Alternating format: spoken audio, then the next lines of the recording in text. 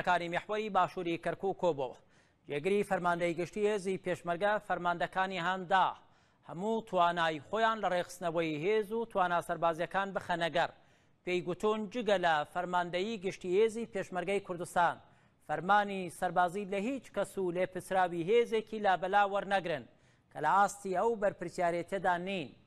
کۆسرەت ڕەسوول فەرماندەکانی لەوە ئاگادار کردووە ئەزموونی کوردستان بەرەو ڕووی گەلە کۆمەکیەکی هەمەلایەنە کراوە. دەوڵەتی عێراق سوپایەکی زەبەلاح و هێزێکی زۆری میلیشکای حەشتی شعبی هێناوەتە سەر کەرکووک، خورمات و هەموو ناوچە کوردستانیەکان.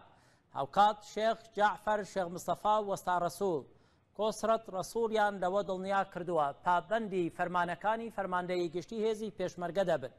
بەدەر لەوە هەر فەرمانێکی لابەلایی هەڵەی سەربازی گەورەی بەدوادا دێت کوردستان و پێشمەرگە دووچاری شکستی گەورەتر دەکەن.